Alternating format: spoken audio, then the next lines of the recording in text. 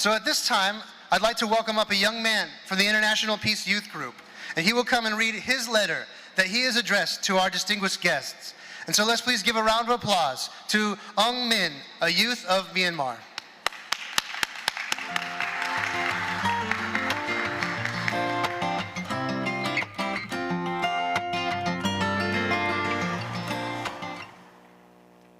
Good afternoon to the world leaders who are with us today.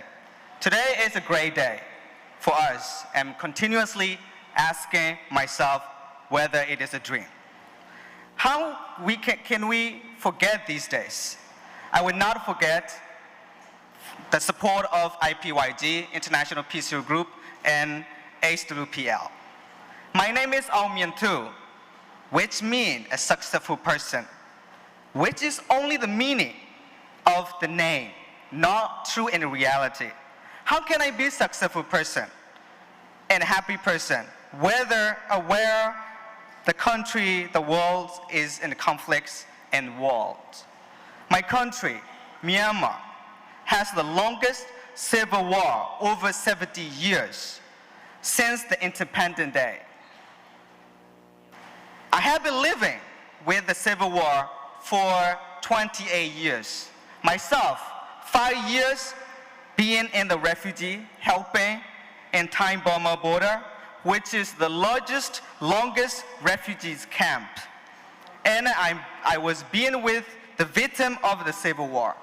That was teaching me how dangerous civil war is and how it kills the generation, the life of generation. A great lesson. People learn the lesson, but it cannot stop killing till today. The war gives a problem not only to the particular country, but also for the country around it. What is the solution for this? Today, I have a true feeling introducing you. It is a wonderful day. I'm here as a leader, standing here, have the chance to speak up in front of you leaders. Since youth and women are important people, I thank for those who support me get here in front of you leaders.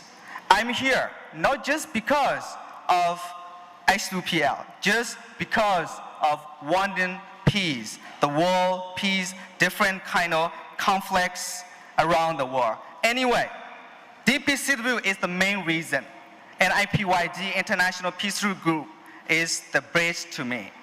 My second feeling is that I cannot be proud of myself. I cannot be confident in myself introducing you where I am from. I am from Arakanese state. You know the border with Bangladesh, where it's really bad things happening.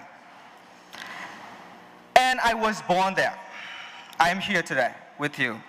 My home, my region, is known as today as a bloody place to the world. And it's really, really sad for me. I don't even feel secure when I travel around the world. That is what the civil war conflicts affect. That is how people think and feel. How can I proud of myself telling you where I am from? How can I be confident myself where I am from? Today, I learned more that the world seems the smallest place. We all are here once.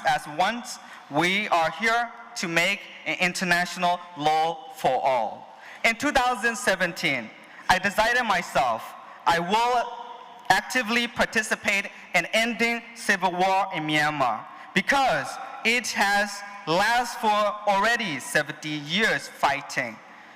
In 2018, this year, I became a young leader and spokesperson at the social sector development at Union Peace Conference, which is the top political dialogue in Myanmar. All are there, armies are there, parliaments are there, ethnic armed organizations are there. So I am being proud of myself there.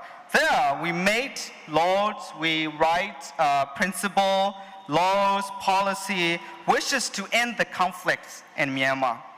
In 2018 conference, we discussed in my sector, where I am a spokesperson, we discussed importance of children's, women's health, refugee, and just before the conference, I received email from the IPYG about DPCW. And I was thinking, oh, that's what I have been looking for, what I have been dreaming about to join, to work. So I saw DPCW, which we are working on to become international law as a UN resolution. I said myself, oh, right, that's what I've been looking for. I think UN has not had this kind of international law. So therefore, there is a time for regional leaders, national leaders, international leaders, and civil society organizations to support DPCW and make the world have peace. And let this vocabulary, WAR, war, disappear from our dictionary and our daily life talk. Let's educate the civil society and get strength from them and make DPCW as the international law together. We are getting closer to the goal. It's happy. I promise that I will be forever with you till we all are getting, till we reach our goal and our dream come true. I appreciate to Chairman Lee to give us the answer, clear answer to sensitization of war in this world. DPCW, thank you.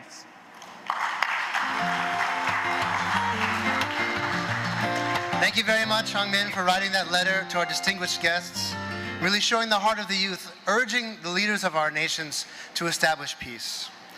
Like him as well, and really following in that footsteps of communicating with our world leaders, many of our International Peace Youth Group members have also written letters.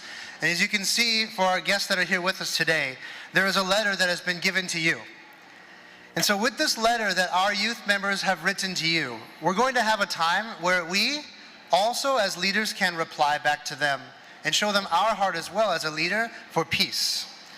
And so then during this time, we'll have about 5 minutes for you to work on composing your letter. And we ask that you really could write this letter with sincerity.